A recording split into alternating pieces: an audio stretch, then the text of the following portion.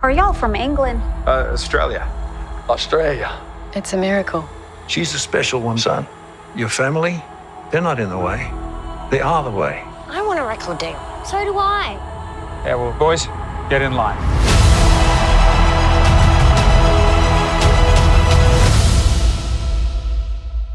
I want to make sure I get this right. My guests, I want to get every number right here. My guests have 4 Grammys, an American Music Award, a Billboard Music Award, 10 GMA Dove Awards, and 17 K-Love Fan Awards. Their 13 number one songs have produced 2 billion career streams. Now, I would like to point out, and I am not bragging, in 1995, I was awarded the most mature camper at the Bedford Hills Summer Camp. So, look, I'm familiar with awards. We all know about awards here. My guests, Joel and Luke Smallbone. Gentlemen, thank you for coming on the show. That might be the most unforgettable intro that I've ever the greatest. had. It's the camper one was what got me. It was a good turn. It's a good turn. It's a good turn. 1995. What an era. I don't want to brag. I say it really in true humility. By the way, I've left out a ton of your accomplishments too. Your story is completely wild. And I was talking about all this music stuff, but actually I've invited you on to talk about this movie. You have a movie coming out April 26th. It is Unsung Hero, and it's about you and your crazy story and your crazy family story. So tell everyone about it. Well, it is a fascinating tale. Luke and I were very young at the time, but our dad, speaking of music, was a concert promoter in Australia, lost what would be the equivalent of $500,000, lost the house, life savings, the car, everything.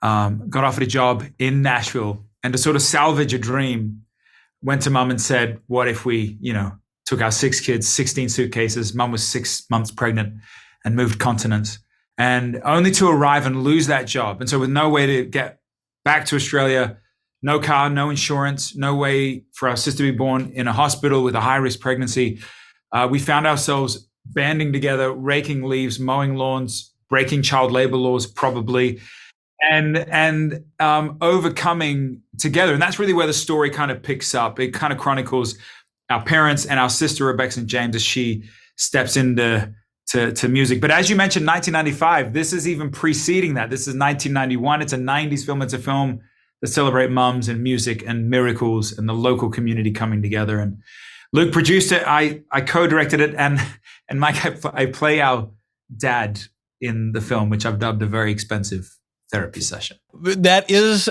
I'm glad you're getting a return on your investment there, at least psychologically. That's got to be the hardest type of role to play. It's difficult to play any role convincingly, but the layers of that, I can't even imagine. Obviously, you guys have met all sorts of challenges in your career. You mentioned 7 kids, so I have to ask, Catholic or Mormon? There was a Catholic joke. You know what's funny? There's a joke in there where we come to the border patrol agent, and Joel's playing my dad. He says, "Hey, there's 6 kids," and the border patrol guy goes, "You a Catholic?" Yeah. So you know what? Just Christian, which is Catholic, right? At the end of the day, it kind of goes round and round, right? So yeah, you wouldn't believe it, but one of the famous quotes that we're actually using in the film is a Catholic phrase from Mother Teresa.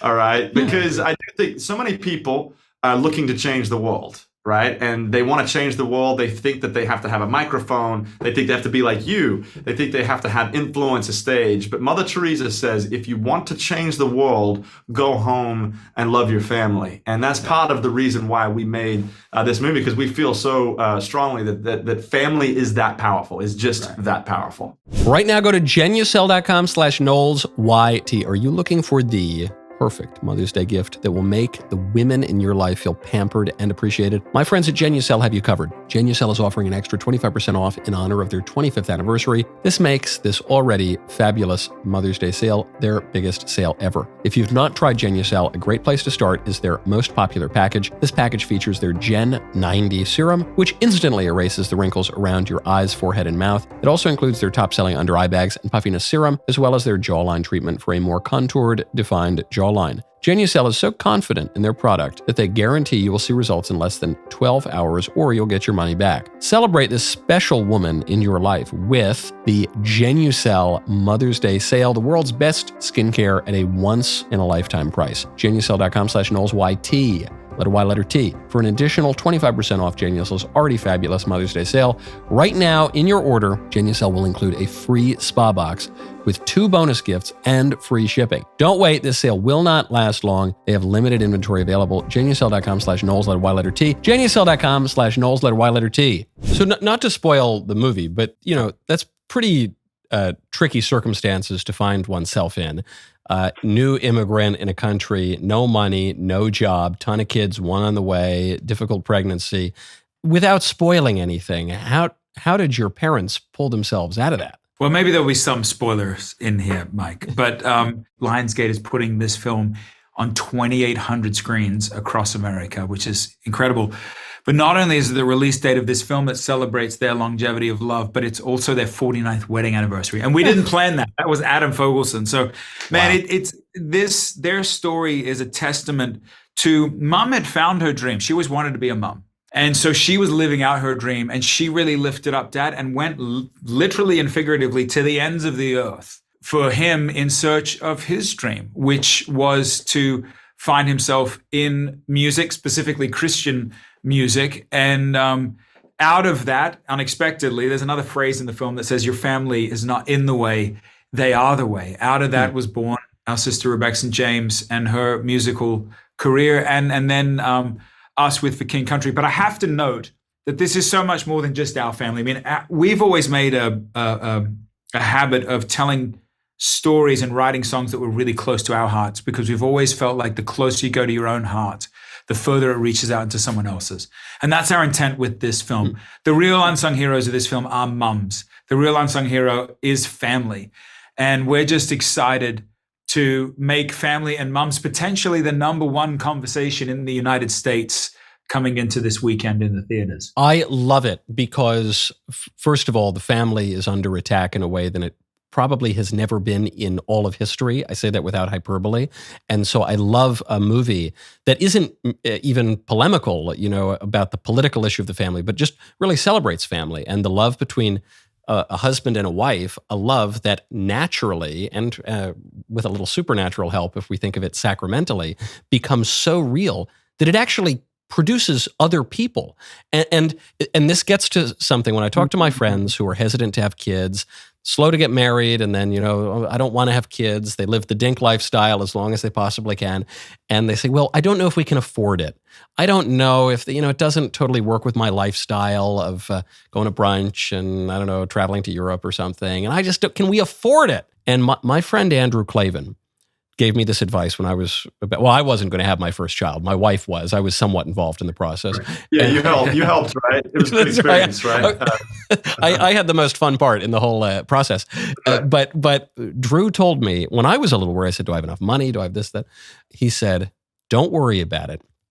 Kids are like little money bags. You think that you're going to be impoverished. You will not be impoverished by your kid. You're going to work more. You're going to figure out a way. Kids are going to add. He said, life is going to go into 3D. You are not going to lose anything that is not worth losing when you have a kid. And it just seems your family's story seems to speak to that in spades. Man, I think this, it's funny you say some of those things, in the Bible, when it talks about blessing, occasionally it talks about financial blessing, but you know what it talks about the most?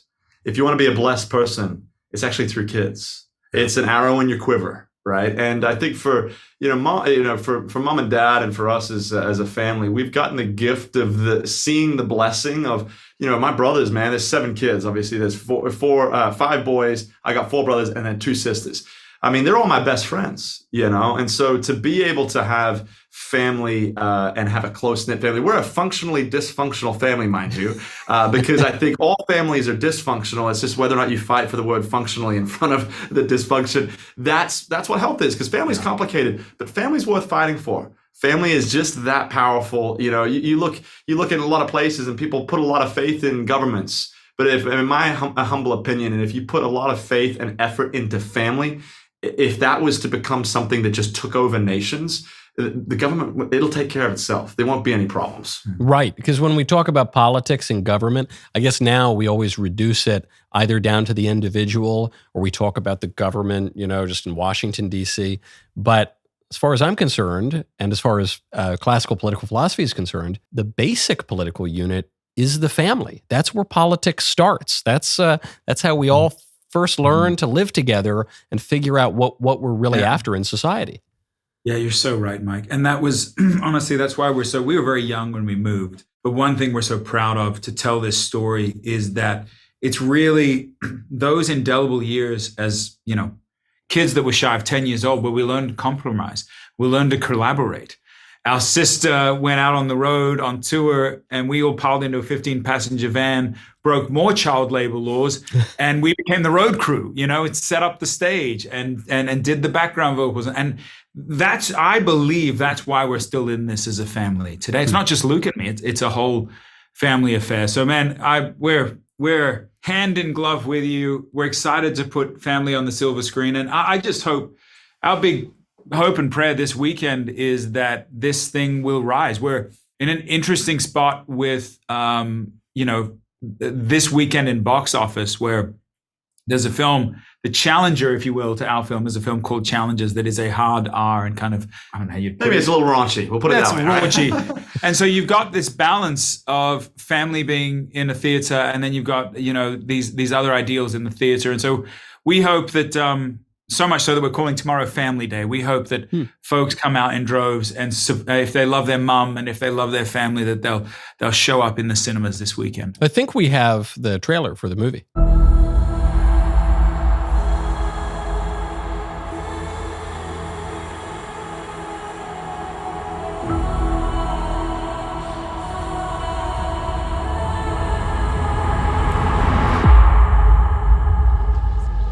Okay, stay close. Let's go.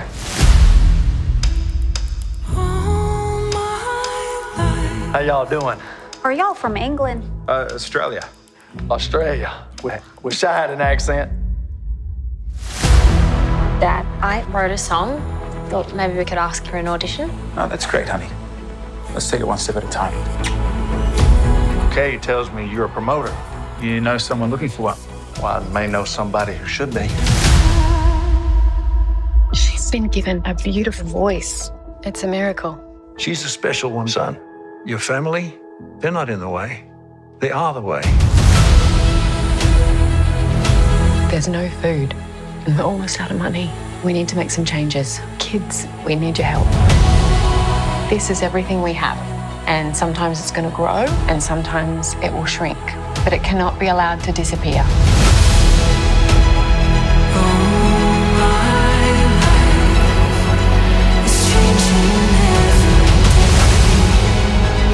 I wonder if he's right. Maybe I'm not meant to sing.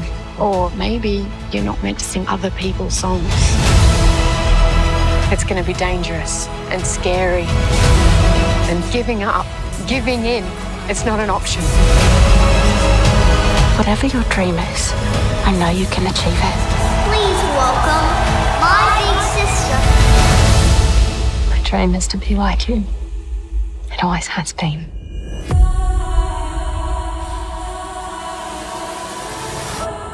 I want a record deal. So do I.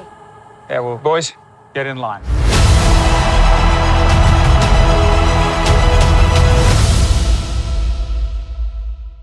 It does start to make sense when I hear a little bit of your story that you guys do everything, and you sing, and you've got all these kind of musical acts and won all these awards, and then you make movies, and you do this, and I guess you mow lawn too. One acquires a lot of skills when one is tested at a young age and really trying to scrape by. How did you, when you hear stories of young people getting involved in the music business or families getting involved in the music business, the image that comes to my mind is, the Jackson 5 or something, and all these just horrifically abusive, dysfunctional kinds of stories. Did any of those pitfalls ever present themselves to you? How do you navigate those waters, especially as a family in the industry? Yeah, I think that, man, there's a lot to what you just said, right? We've heard a lot of difficult stories about families working together. And look, that will always remain, right? For every good family story about a son coming and taking over the business, you're going to hear another one where it goes, sideways. But I think that the thing that my wife Courtney and I, we got 4 kids ourselves. We're not Catholic, but we could almost be, right? You're on your way. What we've talked about in our family is if you want your family to stay in some sort of harmony and unison, you have to learn how to do 2 things. You have to learn how to resolve conflict. And then I think you have to practice forgiveness. Because the truth is, even Joel and I, we're very, very close, but we are going to come on opposite sides of some sort of issue. And if I hold to my guns and he holds to his guns, you're going to end up in something that's kind of nuclear. And that's when you start to realize your family is always kind of on the precipice of, I don't want to say breaking up, because that's your family is hopefully a little stronger than that. But you realize that family is that fragile at times. And the other thing I've realized about family is someone's always got to go first. So if there's estrangement between a father and a son, someone has to have the courage to say, hey, Dad, can we go chat about something? Or a dad saying, hey, son, can we go and chat about something? You have to work at resolving conflict, because struggle is inevitable. It will find every single one of us. But it's what you do to overcome disappointment, what you do to overcome struggle, that, to use my dad's phrase, that separates the men from the boys. It's a great bit of advice, because sometimes you hear this very glib phrase, especially as it regards marriage. You'll hear happy wife, happy life. But that's kind of the cheap synthetic version of what you're talking about. So basically, if there's a conflict, just kind of ignore it, let it go, don't dig into it, it's fine. But over time, that tends to build up resentment, and then I don't know, someone eats the wrong bag of potato chips and it's a World War III. It's a huge blow up because there's so much that's beneath it. But I think you're so right. In my own experience of marriage, I haven't been married that long, and of family broadly, there has to be an agreed to process for resolving conflict where you're all on board. And then that point of forgiveness and charity and just always, willing the good of the other and trying to be as gracious as one can be, even when conflict arises. Those 2 ingredients, absolutely indispensable. And you look at how broken the family is in America today. This is not just, mamby-pamby sort of, nice saccharine advice. This is urgent advice to resolve a major social problem. Well said, Mike. I feel like I love that I'm 10 years into marriage. How long have you been married for? About, I should have been quicker on the answer now. I hope my wife isn't watching this right now. I guess coming up on 6 years. Okay, there you go. Amazing. Hey, you recovered. Yeah. So, marriage is the great equalizer and the great sanctifier, right? And you asked about our parents and how they made it through and how we made it through. Honestly, one of the key components to their marriage is that they were fortified as a couple. Now, I've seen a lot of marriages sort of pin kids against each other or pin other family members against each other. But our parents, to this day, they will fight for each other beyond anyone or anything else. And I think there was such great 2 of 7 kids, man. Like we were economically unsafe. We were financially unsafe. We were literally physically unsafe at points, but we felt safe emotionally, spiritually, relationally inside their love. And it's because they were safe with each other. And I think that's another sort of trickle down of the issue here is, no, you're probably right. Happy wife, happy life is not the truest sentiment of the statement. But I do think, a happy, beautiful marriage where you're best friends and you're in this thing together and you understand that this is the one institution that God passed down to humanity. Everything can sort of follow out from there, all your relationships, including the relationships with your kids.